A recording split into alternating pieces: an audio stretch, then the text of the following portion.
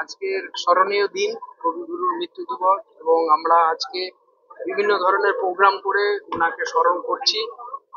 আমাদের আজকে বৃক্ষরোপণ আছেন আমাদের মিনিস্টার, যে আমাদের education minister doctor Sukanta Majumdar আসছেন, ওনার হাত দিয়ে বৃক্ষরোপণ হবে।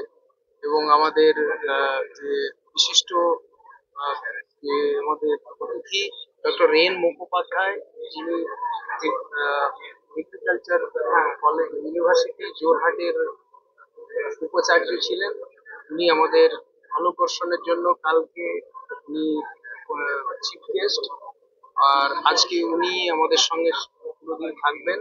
এবং আমরা এই ওনার সমস্ত বিভিন্ন ধরনের অনুষ্ঠানের থ্রু দিয়ে আমার কবিগুরুকে স্মরণ করব। এবং আজকের দিনটা আমরা মানে সমস্ত কিছু ঐতিহ্য বজায় রেখে ওনাকে স্মরণ করতে থাকবো।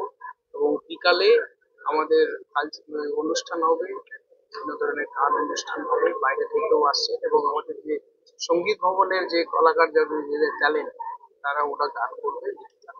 এটাই আমাদের হবে। এবং আমরা পরম্পরা, এটা বৈশিষ্ট্য, এটা আমরা রক্ষা করার চেষ্টা করব। এবং কবিগুরুর ঐতিহ্যটাকে আমরা ধরে রাখার চেষ্টা করছি। যত রকমের যে আপনারা দেখেছেন হেরিটেজ ওয়াক শুরু করে দিয়েছি, এবং পর্যটকরা এরা খুবই সন্তুষ্ট, আপনারা নিশ্চয়ই ফিডব্যাক পাচ্ছেন। এবং আমাদের যে ফিউচারের প্ল্যান, আপনারা দেখেছেন যে যত আমরা লাইভ, যেহেতু এটা ইউনেস্কো লিভিং হেরিটেজ বলা হয়েছে, তো আমরা আহ, নাট্য থেকে আরম্ভ করে যত রকম আমাদের গাইড, আমরা গাইডরা ওয়েল ট্রেন্ড এবং তারা খুব ভালোভাবে যে টুরিস্টদেরকে বোঝাচ্ছেন, এবং আমরা নিজে টুরিস্ট হিসাবে ওই গাইডদের সঙ্গে থেকেছি এবং ওরা পুরো ভালোভাবে পুরো ব্যাপারটা ম্যানেজ করছে, গাইড করছে।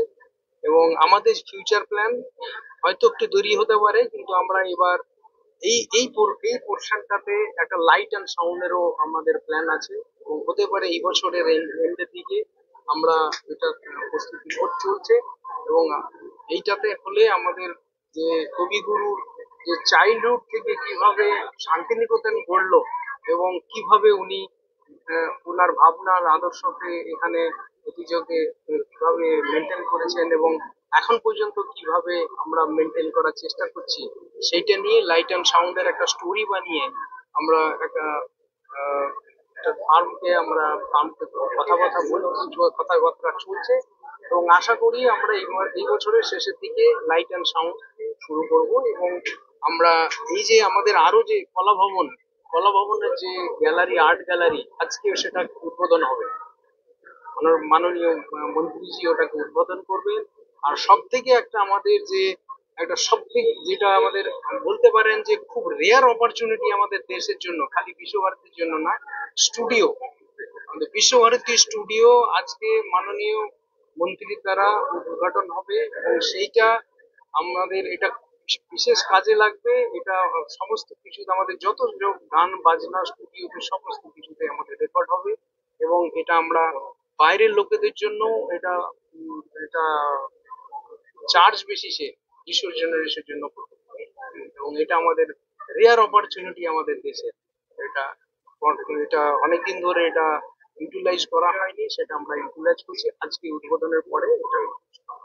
এইটাই আমাদের এই বলতে পারেন যে এইটা। আর একটা আমাদের বাংলাদেশ ভবন আপনারা জানেন, ওটাও চালু করার চেষ্টা করা হচ্ছে।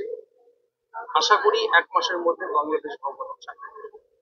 এইগুলো নিয়ে আমরা এগিয়ে যাচ্ছি যে বিশ্বভারতীকে আরো কিভাবে এগিয়ে যাওয়া যায়। আর সব থেকে আমাদের যে প্ল্যানিং চলছে, যে ন্যাশনাল র্যাঙ্কিং যে বিশ্বভারতীর একটু ডাউন হয়েছে, সেটা আমাদের সমস্ত ফ্যাকাল্টি এগিয়ে এসছে কিভাবে ওটা বাড়ানো যায়। এবং এই যে এরপরে যে র্যাঙ্কিংটা বেরোবে, আশা করছি আমরা অনেক কিছু, এটা আমাদের আশা।